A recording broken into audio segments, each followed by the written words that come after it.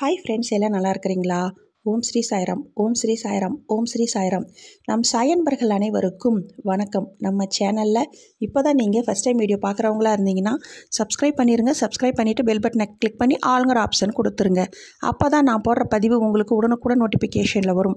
அப்படி நோட்டிஃபிகேஷனில் வந்த உடனே அந்த பதிவை பார்த்து அதனோட முழு பலனையும் பயனையும் நீங்கள் அடையணும். அதுதாங்க என்னோடய விருப்பம். சாயப்பாவின் அன்பு கட்டளை. ஓகே ஃப்ரெண்ட்ஸ், இன்றைக்கி நம்ம பார்க்க போகிற பதிவு ரொம்ப முக்கியமான பதிவு. என்ன அப்படின்னு பார்த்தீங்கன்னா, இது பங்குனி மாதத்தின் முதல் செவ்வாய். இந்த முதல் செவ்வாய்க்கிழமையில் உங்களுக்கு நாம் திருமணம் நடக்கவே மாட்டேங்குது அப்படின்னு நம்ம ரொம்ப பல பேர் வேண்டி விரும்பி கேட்டுகிட்டே இருக்கிறீங்க. அதே போல் குழந்தை பாக்கியம் இல்லை, எனக்கு அரசாங்க உத்தியோகம் வேணும், நமக்கு தொழிலில் நட்டம் ஆகுது, லாபம் பெருகணும் அப்படின்னு சொல்லி கேட்குறீங்க இல்லைங்களா? இன்று இந்த செவ்வாய்க்கிழமை முதல் பங்குனி மாதத்தில் வர முதல் வாரம் செவ்வாய்க்கிழமையில் முருக பகவானை வழிபட்டு நம்ம குருவாகிய சாயப்பாவை நினைத்து ஓம் ஸ்ரீ சாய்ராம் சொல்லிட்டு முருக பகவானுக்கு நான் சொல்கிற இந்த ஒரே ஒரு தீபம் ஏற்றி பாருங்கள். இந்த தீபம் ஏற்றும் பொழுது நீங்கள் ஒரே ஒரு மந்திரம் சொல்லணும்.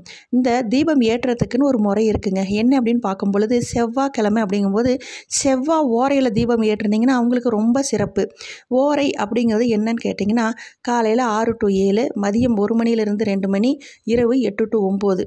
நீங்கள் இந்த ஓரை நேரத்தில் மதியம் 1 மணிலேருந்து 2 மணிக்குள்ளே, அதே போல் இரவு 8 மணிலேருந்து 9 மணிக்குள்ளே நீங்கள் தீபம் ஏற்றணும். அந்த தீபம் ஏற்றும் பொழுது 6 வெற்றிலை வாங்கிக்கோங்க. அந்த வெற்றிலைக்கு ஒரு தட்டில் வச்சு அதில் தீபம் ஏற்றணும். மலர் வச்சுக்கோங்க, மஞ்சள் குங்குமம் பொட்டு வச்சுருங்க.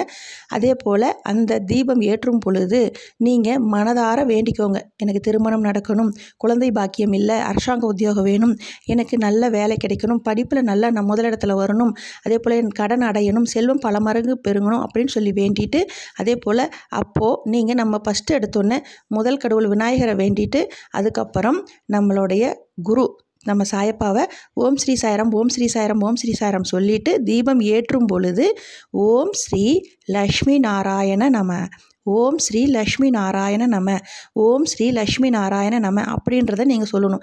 அதுக்கப்புறம் இன்று ஃபுல்லாகவே செவ்வாய்க்கிழமை ஃபுல்லாகவே ஓம் சரவண பவ, ஓம் சரவண பவ, ஓம் சரவண பவ அப்படின்னு உங்களால் முடிஞ்சது 108 முறை, அதிகபட்சம் 1008 முறை சொல்லி பாருங்கள். உங்கள் வாழ்க்கையில் வெற்றி பிறக்கும்.